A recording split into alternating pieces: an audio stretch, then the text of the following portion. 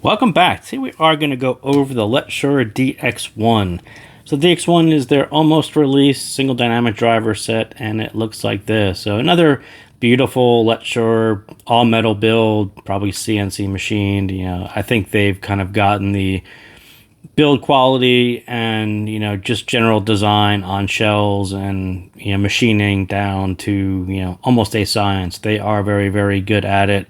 And all of their sets kind of show. And if you saw the Mystic 8 up close, it's a pretty amazing build. And this one is, not quite as expensive as Mystic 8, but still, it is a very, very high quality build for a price, which I'm not actually sure what is going to be the price since we are right in the middle of tariffs. And I'm not sure the price is going to go up. I thought it was about 160, but I could be totally wrong on that. So don't quote me.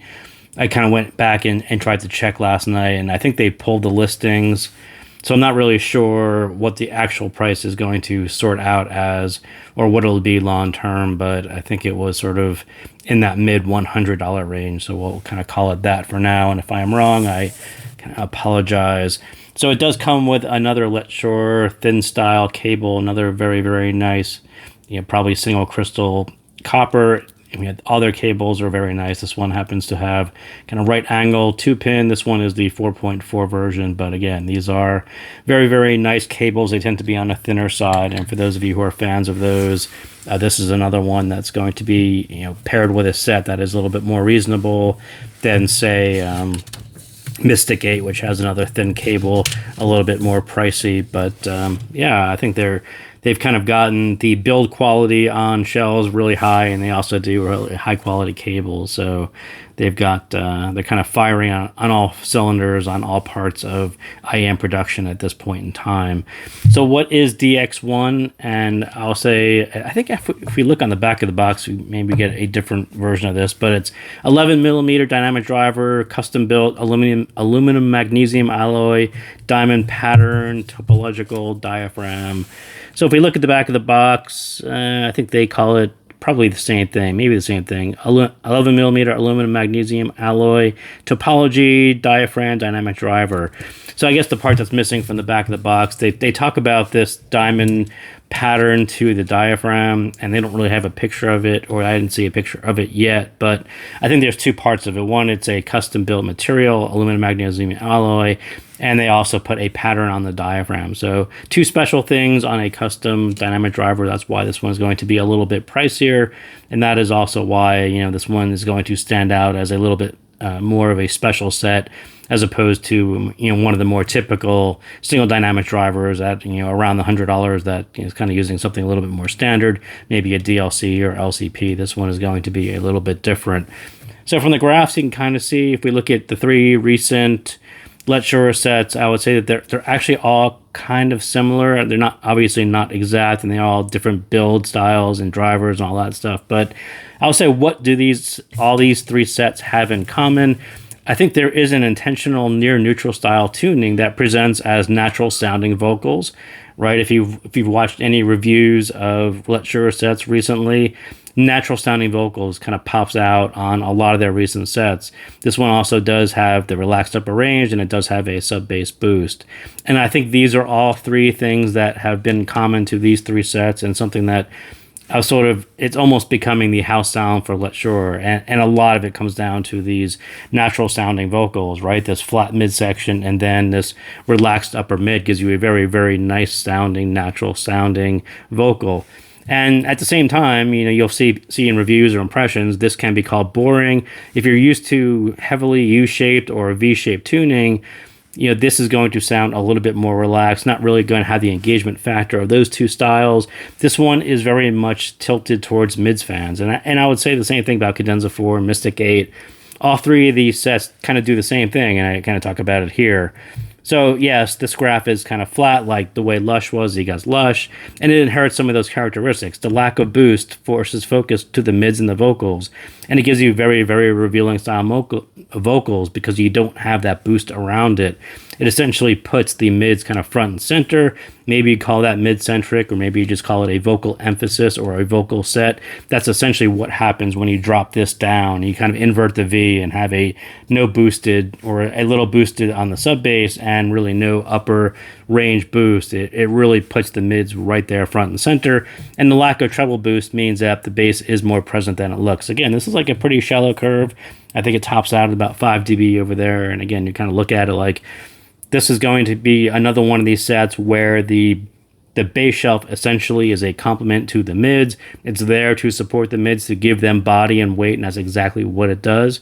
If you're looking for a set that does, a bass-led genre, Letshuoer doesn't typically do that style set, except maybe S08 is maybe more in that style. That was more of a bass-led set. But this bass shelf is pretty much there exactly to support the mids and to give proper weighting to the mids, so that the lower part of the mids actually complements the upper part, that relaxed upper part as well. And the two kind of go hand in hand in that way.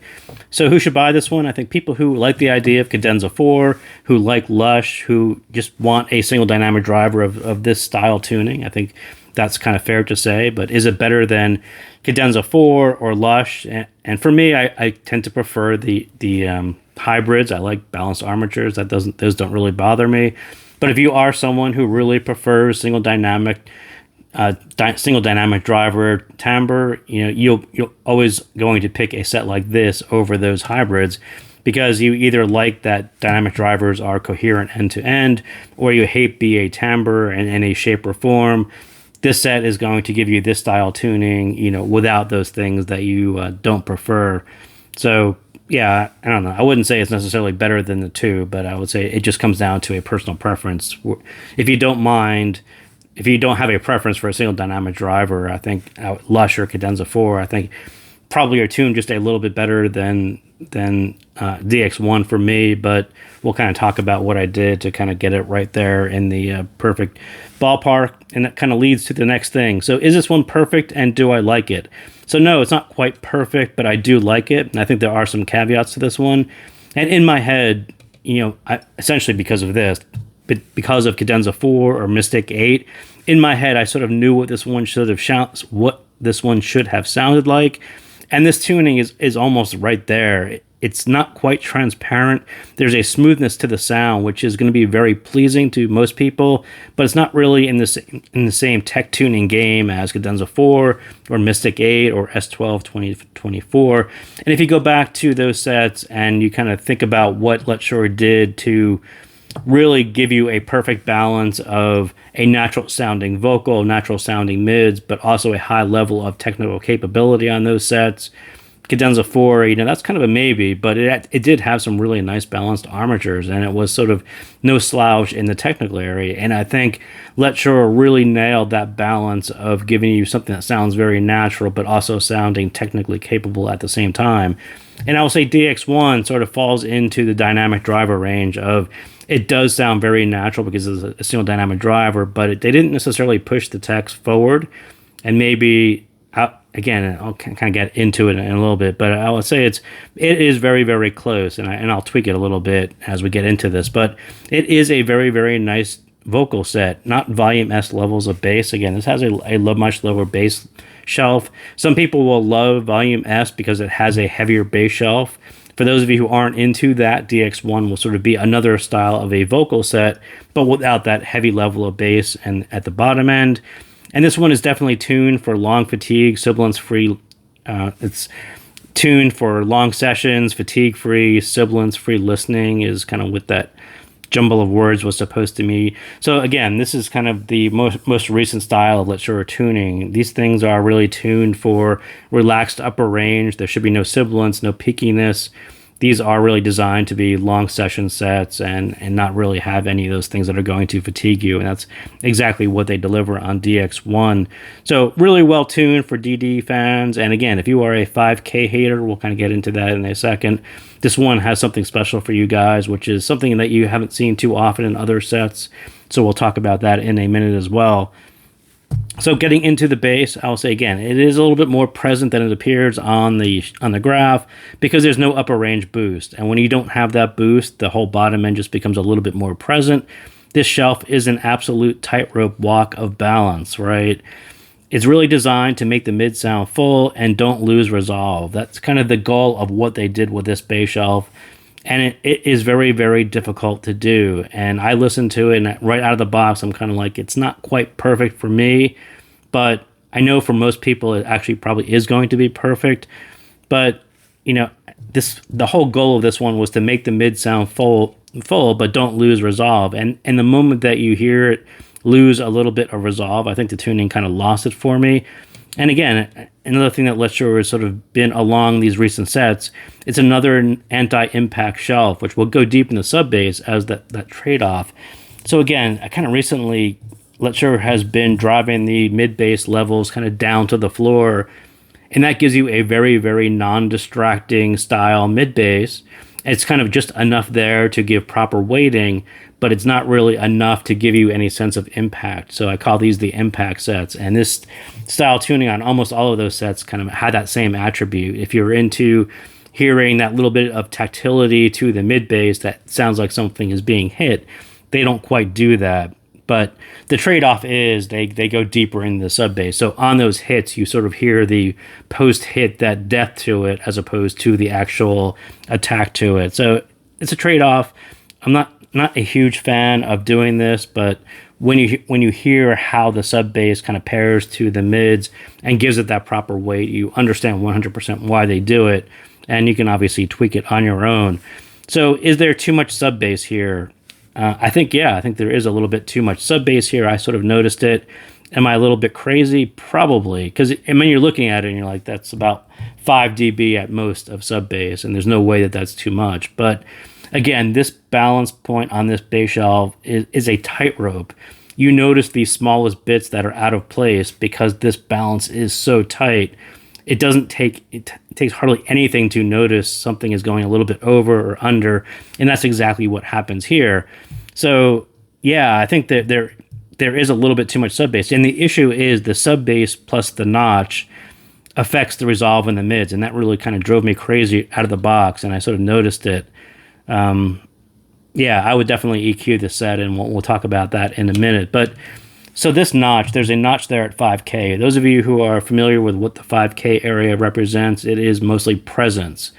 It gives vocals this kind of in-the-room presence. It pushes them a little bit forward. It sharpens them up a little bit. But at the same time, that tends to be a little bit of a fatigue point.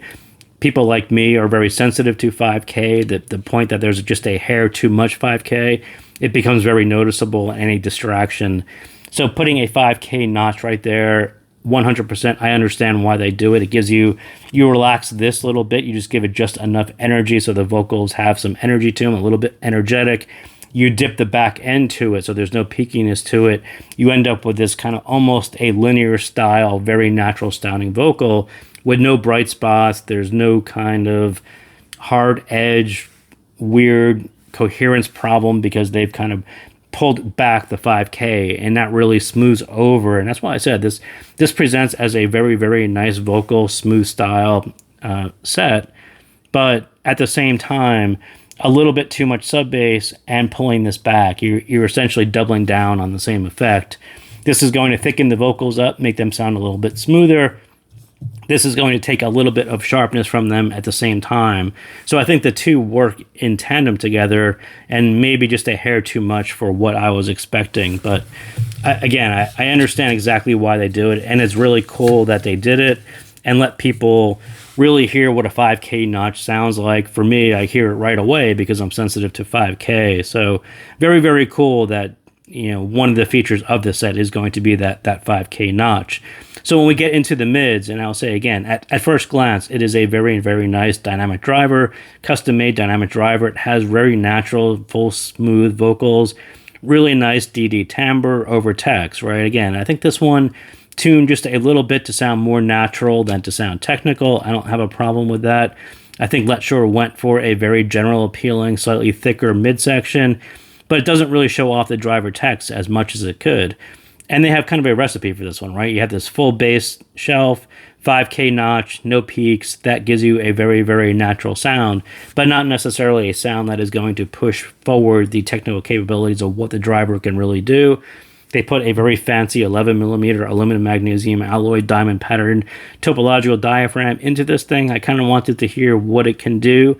They put a very revealing tuning on it, and I wanted to kind of hear what was going to be revealed, what happens when you open the robe, what is actually there. And you kind of, generally, I think the sub bass boost and relaxed treble, it's a very easy listening, but it forces a softer, slightly closed in vocal.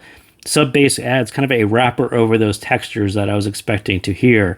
So when I talk about, in my head, I knew what this one was going to sound like, what this style tuning, how revealing it can be right in the midsection, how those textures should have popped forward, how there should have been a nice edge there. And I will say that it is there if you kind of push it forward, but as it is out of the box, they softened it up a little bit. And again, I don't really have that much of a problem. It's a very general appealing way to do it. It's just noticeable if you're used to balanced armatures or hybrids, and you're used to hearing just a little bit more resolve in the mids, you'll notice this one sounds just more like a dynamic driver, right? It is a dynamic driver, so it should sound like dynamic driver. Again, I don't have a problem with what they did and why they did it this way. The 5K notch is going to be a pro and a con, right? You don't have any harshness to it. It sounds more natural, but again, it's going to sound just a little bit like it lacks presence. And the 5K notch, great idea. I think the implementation of it, the actual value, how far it actually dips, that is going to be a personal preference. And again, I think they picked a value that is going to work for most people. For me, I probably would have dipped it just a little bit less, and it would have sounded a little bit more present. It would have pushed forward a little bit more of that edge, and it would have pushed forward a little bit more of those textures. It would have avoided the sub bass adding a little bit of smoothness over those textures. Those would have sounded a little bit more resolved and a little bit sharper, a little bit more present. And, those breathy parts of notes would sound like, air is moving and someone is singing that note. That those interior of the notes with the textures is sort of the bit that gets lost in the middle, and then the hard edges around them kind of lost in the middle. There's a diffuseness and a smoothness to it that is, on one hand, appealing. On the other hand, I would say it's an 11 millimeter custom driver that I wanted to hear all of those things come forward. So I will say exactly what you can do in EQ. You can tick the sub bass down 1 to 2 dB, mid bass up 1 dB, 5K up 1 dB, and upper treble up 1 dB. And that will reveal those textures. It will sound more dynamic. It will be more of an edge than diffuse for female vocals. And that was sort of the problem that I had with it out of the box. Was some female vocals, even Beyonce, Taylor Swift, they have a really, really nice sharp edge to their vocals. Sometimes you just hear their vocals and there's like a pure black background, and you get that sharp edge, and it kind of startles you. And that's sort of what's missing on this set, and not to the fault of DX1. Dynamic drivers kind of work that way. They don't necessarily have that sharp edge. People would rather have them sound natural than sharp, because that kind of ruins the illusion. But on this one, I think just dipping out the 5K, adding a little bit of sub bass, it didn't quite have the sharp edge that I would have liked. And this sort of brings that back and reveals those textures, and it does sound more dynamic, and it does become startling when you hear those voices on a black background. So what does that look like actually in EQ?